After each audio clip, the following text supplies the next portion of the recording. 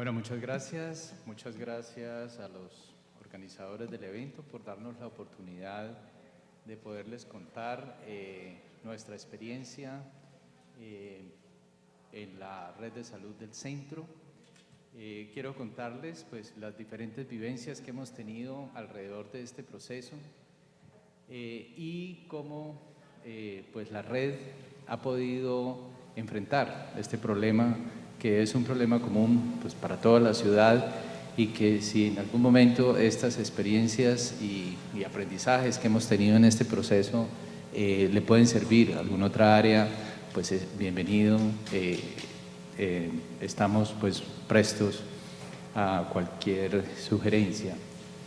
Bueno, en principio la red de salud del centro nació, como todas las redes, en el 2003 a través del proceso de descentralización, y en Cali pues tenemos las 5 diferentes redes de salud. Ustedes ven en el mapa, pues es exactamente la zona céntrica de Cali. Tiene 5 comunas, van de la 8 hasta la 12 en orden secuencial, y es toda esta zona que corresponde al centro, o sea, es un área supremamente comercial. Tenemos barrios con una alta concentración de áreas de locales comerciales, de fábricas, de talleres, igualmente de barrios residenciales. Son más o menos unos 450.000 habitantes, el 57% de ellos son de estrato socioeconómico medio bajo.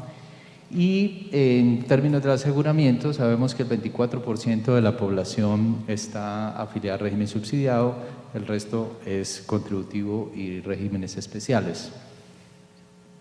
La que sigue, por favor.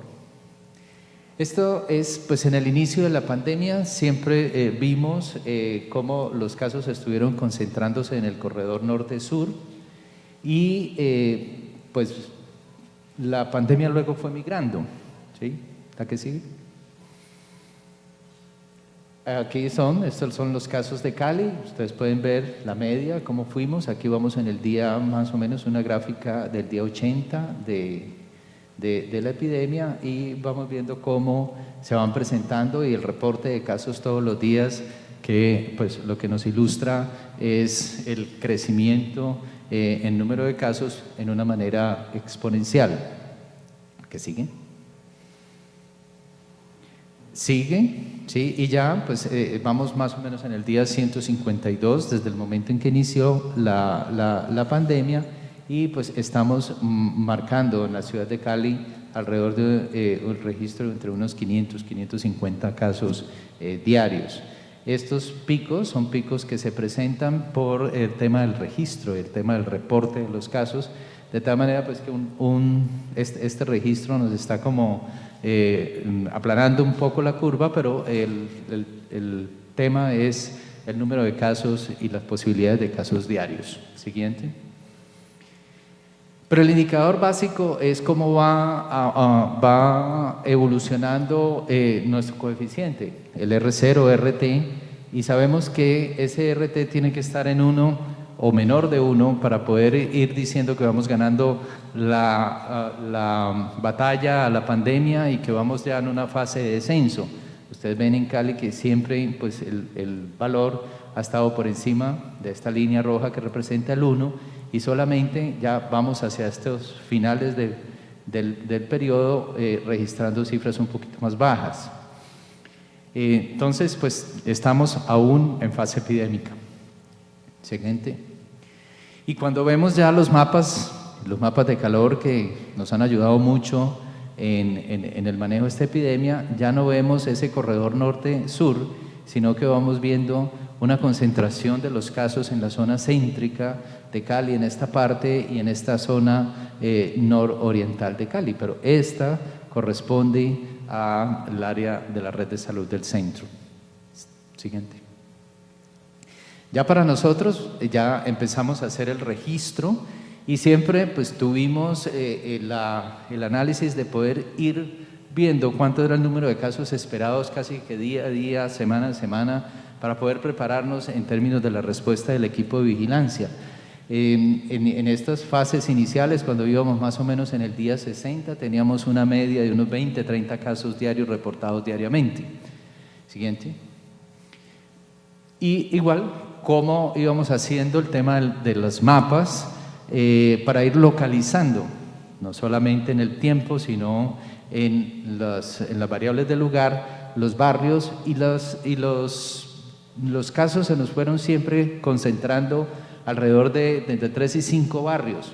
Para nosotros el barrio Santa Elena, el barrio El Jardín, Agua Blanca, La Floresta, fueron siempre y han sido barrios críticos que han merecido pues ese proceso de seguimiento. Siguiente. Y ya seguimos pues en el registro. Ya vamos más o menos en el día 160 y estamos más o menos en una media de cerca de 100 casos diarios, entre 80 y 100 casos diarios, y estas oscilaciones pues son las oscilaciones que tenemos por todo el tema de reporte, registro y resultado de los casos. ¿Seguimos? Y en la medida en que va avanzando la epidemia, pues no solamente la concentración que sigue permaneciendo en los barrios, aparecen otros barrios, Las Acacias, Aranjuez, el barrio Jardín, Agua Blanca, aparecen en esta zona, pero se nos pinta de rojo toda la S, ¿sí? O sea, tenemos casos en la mayoría de ellos. Siguiente. Comparamos el indicador del R entre lo que veíamos o teníamos para Cali y el indicador para la S Centro.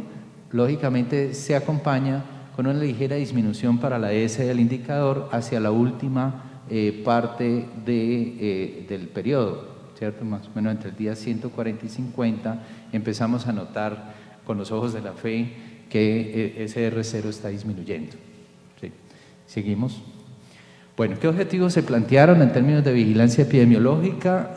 Planteamos 4 grandes líneas: la vigilancia epidemiológica de casos y contactos, la vigilancia epidemiológica muy orientada a los conglomerados que estaban en el área de influencia, una vigilancia innovadora, que eso es fundamentalmente lo que quisiera hacerles énfasis en términos de la población de riesgo, y la vigilancia para la reactivación social y económica que empezamos por nuestra propia empresa. Sigamos. Igualmente los objetivos, el análisis y los indicadores que teníamos que hacer en términos de detectar complicaciones en los casos. Nosotros teníamos que estar rastreando día a día cómo era el comportamiento, el seguimiento a los casos que se nos iban presentando para tratar de evitar complicaciones en ellos. Si ya teníamos casos en las viviendas, teníamos que evitar los contagios, o sea, cada vez menos contactos positivos. Si ya estábamos con los casos y contactos positivos, lo que teníamos que hacer era tratar de que las personas y las familias pudieran cumplir con su cuarentena. Igualmente, poder identificar el riesgo de estas personas que estaban ahí. La que sigue.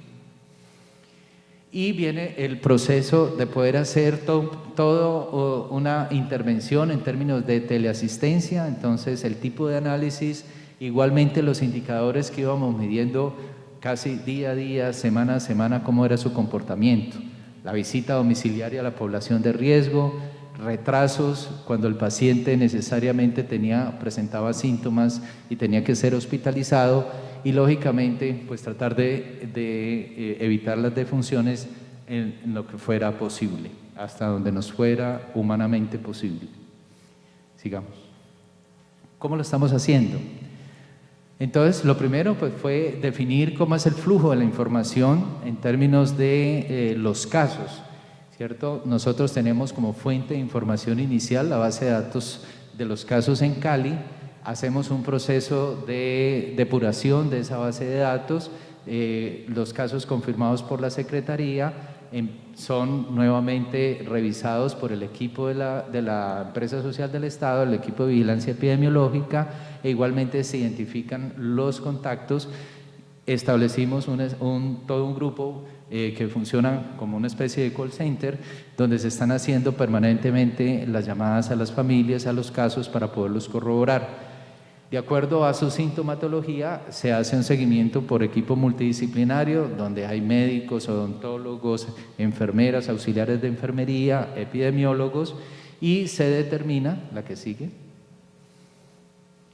cuál es la conducta a seguir con ese caso o con ese contacto, bien sea que requiera seguimiento telefónico, bien sea que requiera una visita domiciliaria o bien sea pues que ya determinar otras estrategias territoriales como barridos de campo. Si los pacientes presentaban sospecha, tratamos de valorar la posibilidad de que ese paciente necesite una hospitalización y lógicamente la orientación para que esa consulta sea lo más temprana posible, evitar algún tipo de retraso bien por parte del paciente o por el acceso al servicio. Sigamos. Fundamental es el sistema de información. Sin un sistema de información adecuado es muy difícil hacer el seguimiento. Cuando los casos son pocos, pues relativamente sencillo, pero cuando vamos teniendo, esta es una vista general del panel de pacientes que tenía o que tiene el equipo en este momento, donde aquí ustedes pueden ver, este es el software donde están los pacientes, cada paciente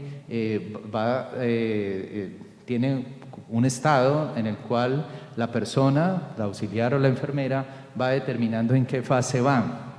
Si ese paciente pues ya terminó seguimiento, si no, si está en su fase inicial que tiene pendiente y pues como les digo, tener la herramienta ha sido fundamental para poder hacer todo el análisis de esta información y el seguimiento momento a momento. Sigamos. Miren, estas son las imágenes, el software nos va diciendo cómo va acumulando los casos. Al día de hoy tenemos 4.441 casos registrados, va pues mostrando día a día cómo va siendo pues el crecimiento de la curva. Esta es, digamos, la incidencia, los casos acumulados, cómo se van contando. ¿Sigue? Igualmente, todos los días, pues cómo es la aparición de casos. Este es qué casos y cuántos van apareciendo día a día. Siguiente. El software igualmente nos ayuda a identificar en la comuna, ¿cierto? Y cómo ha sido la tendencia por la comuna.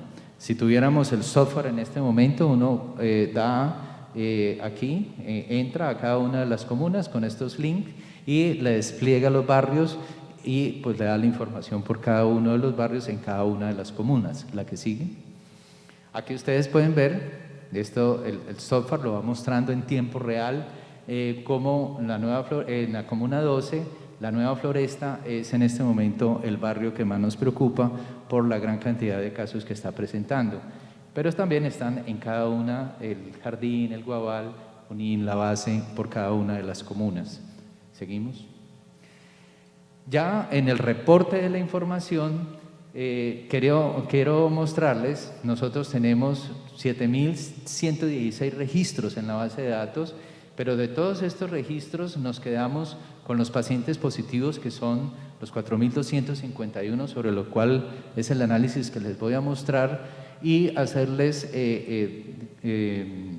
mención de estos casos sospechosos que fundamentalmente vienen de la propia comunidad que nos reporta casos sospechosos. Ellos mismos y las familias nos van reportando y finalmente pues estos pacientes, algunos terminan como positivos, estas personas, o siguen en su condición de sospechosos para alimentar esta información. ¿Seguimos? La otra parte fundamental es la clasificación del riesgo. Entonces el software ha permitido de los pacientes poder identificar 417 personas que corresponden al 13%, que son personas que están en sus casas pero que tienen factores de riesgo. Y al tener factores de riesgo pues tienen una mayor probabilidad de tener alguna complicación, bien sea de hospitalización o de fallecer. Síganos. Y aquí está entonces las prevalencias, los porcentajes. Lo que ustedes ven en rojo pues son los factores que están reportados en la literatura, que los conocemos, pero que digamos lo valioso del sistema es que los podemos ver día a día, semana a semana, y que nos permite en el momento tomar decisiones. Entonces tenemos un 19% de personas mayores de 60 años con positivas, con problemas o con otros diagnósticos es el 26%, sintomáticos al momento de la llamada o al momento del seguimiento el 13%, son como los indicadores más importantes. También se rastrea si esa casa es una casa con una familia extensa o una gran cantidad de contactos por casa y si cumple o no cumple cuarentena. Se nos fue. Listo. ¿La anterior un minuto? Muy bien, el tema del grupo sanguíneo y otros factores que pues en aras digamos de no congestionarlo mucho, la presentación podíamos medir. Estos son los factores de riesgo más relevantes. ¿Seguimos? Y aquí empezamos a cruzar. Nos interesan, pues sabemos que de todas maneras la presencia de casos va a ser una realidad, pero nos interesa evitar la hospitalización y lógicamente nos interesa disminuir la mortalidad total. Hasta el momento hemos tenido 362 hospitalizaciones de pacientes y algo importante que quiero resaltar es que la ESE hace vigilancia del total de casos positivos independientemente si pertenecen a algún régimen de seguridad social. Nosotros hacemos el seguimiento al 100% de los casos. Cuando es del régimen contributivo y tenemos alguna novedad, se reporta a la EPS correspondiente. Los que son de régimen subsidiado están pues bajo nuestro, digamos, criterio de cuidado. El 63% de esta población pertenece al régimen contributivo. ¿Seguimos? En el caso de las defunciones, registramos hasta el momento 140 defunciones, igualmente el 70% de estas defunciones son del régimen contributivo, ¿sí? Estamos hablando más o menos de una tasa de mortalidad de un 3.2 con un intervalo pues que está entre 2.7 y 3.8, que es lo que estamos manejando para la ciudad y aún para todo el país. Seguimos. Entonces, los factores de riesgo. Encontramos en la medición del riesgo, ¿sí?, cómo las personas que estaban sintomáticas en el momento del seguimiento tenían 5 veces el riesgo de tener una hospitalización. Aquellas personas que tenían una comorbilidad, hipertensos, diabéticos, enfermedades respiratorias, cercano al 3.67. Los mayores de 60 años tienen 5 veces el riesgo de tener una hospitalización. Riesgo alto y comorbilidad son muy similares porque se basan como en la misma pesquisa. El género masculino tiene 2 veces el riesgo. El no pertenecer o tener seguridad social no figuró como un factor de riesgo, tampoco la familia extensa. El tema de la familia en cuarentena tampoco, ni el grupo sanguíneo. Con estos factores que ustedes ven que están subrayados, es que empezamos a hacer la clasificación de riesgo. La cifra que está al lado es el OR ajustado, luego de poner en una especie de modelo cómo interactúan los factores ya cuando uno los trabaja en forma conjunta. Entonces, pues quiero decirles que la persona que está sintomática en el momento pasa de 5 veces el riesgo casi a 7, ¿cierto?, cuando hay una interacción entre estos factores, es decir, cuando está presente el hecho de ser sintomático, de tener una enfermedad, de ser una persona mayor de 60 años, esto va subiendo a 7. Es una especie de interacción de factores de riesgo. Sigamos. Para el tema de la mortalidad, los factores fueron muy similares, ¿cierto? El hecho de ser sintomático al momento de la revista, del seguimiento, casi 7 veces, la comorbilidad es 4.3, pero la presencia de la edad mayor de 60 años es 14 veces el riesgo. ¿Sí? Entonces, bueno, y el hecho de ser masculino, 2.5, al hacer pues la interacción nos rebaja un poco, pero permanece siendo significativo. Esto está en la literatura, esto lo conocemos, ¿cierto? Ese es el reporte que siempre está. Lo valioso, dame la siguiente, es que nosotros podemos determinar esta información en el día a día. Por lo general, pues estos son resultados que se hacen posterior a hacer un análisis, ¿cierto? Cuando ya se tienen o ha pasado el tiempo. Acá, al tener la base de datos, al tener el sistema de información, al tener el software, podemos hacer una medición muy en el momento y generar esa clasificación del riesgo que es lo importante para poder establecer o para poder tratar de disminuir hospitalizaciones o mortalidad. ¿La que sigue? Entonces, si veíamos que en el momento del seguimiento una persona tiene estas 4 cosas, inmediatamente activábamos el equipo e inmediatamente se activa la visita a lo que llamamos los microterritorios. Si la persona es un hombre mayor de 60 años, tiene una comorbilidad presente y está sintomática al momento del seguimiento, inmediatamente el médico del equipo, los médicos de visita extramural, salían a visitar a estos pacientes. ¿Seguimos?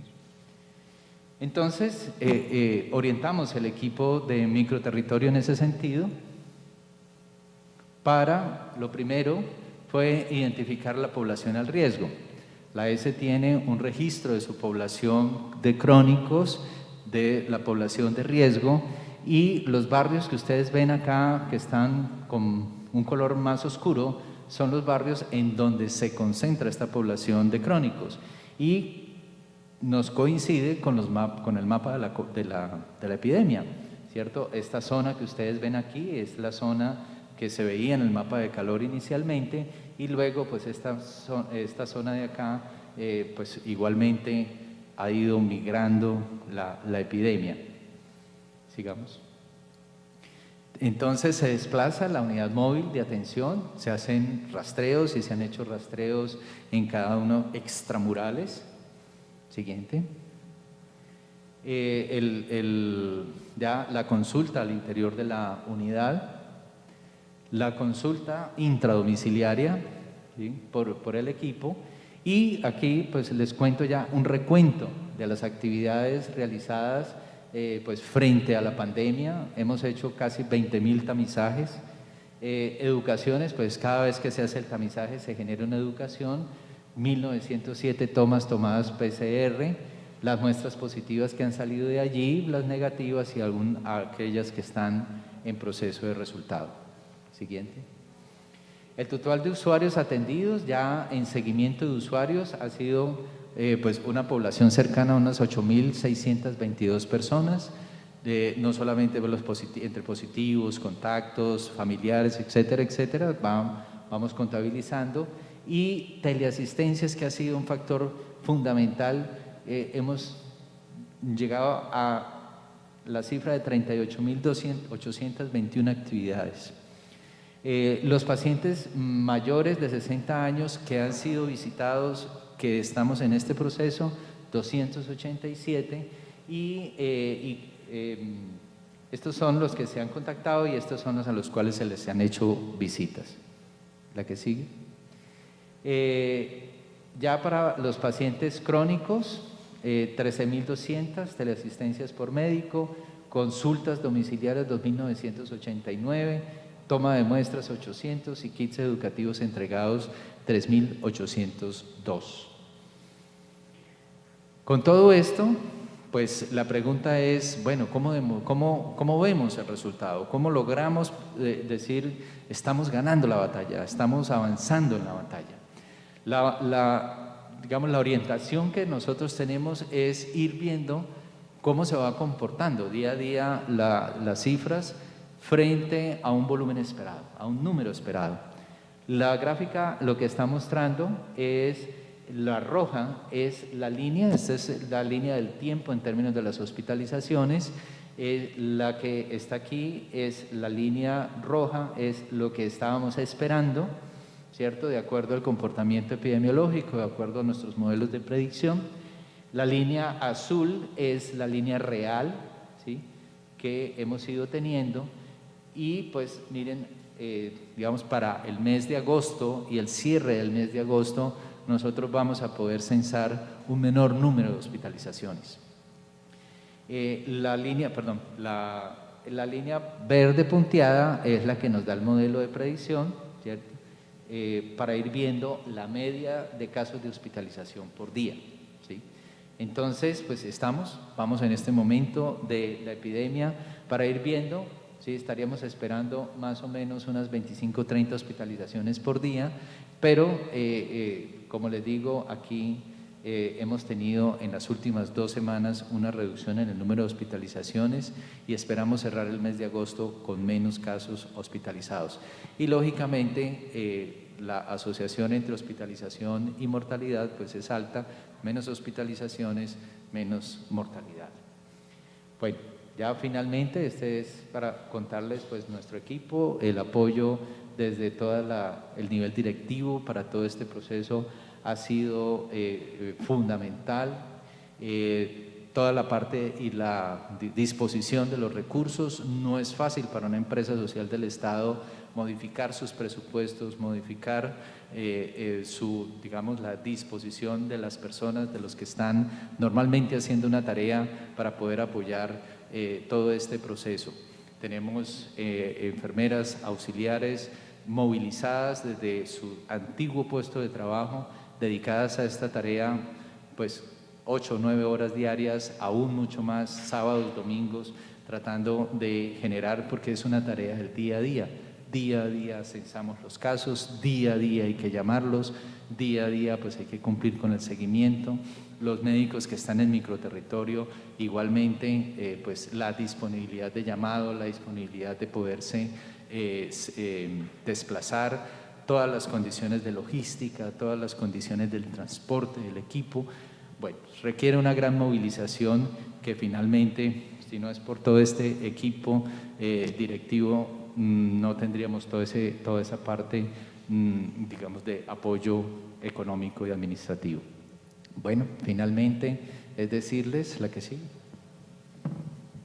es que entre todos lo vamos a lograr. Muchas gracias.